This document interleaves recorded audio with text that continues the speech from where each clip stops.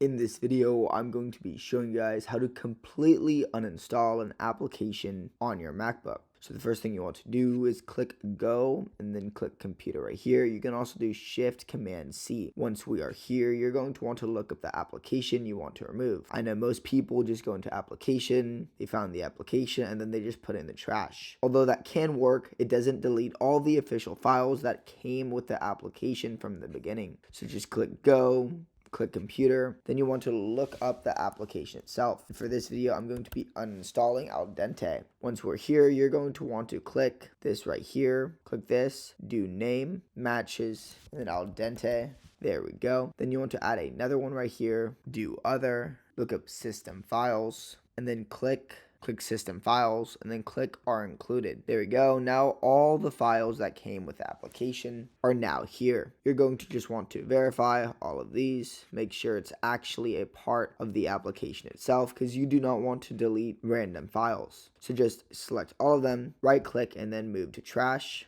You will need to put in your password. But once that's done, you have now completely removed the entire file. Right click the trash and empty it. There we go. Now it is recommended every time you uninstall an application to click the icon in the top left and then restart your computer. If this video helped you, subscribe.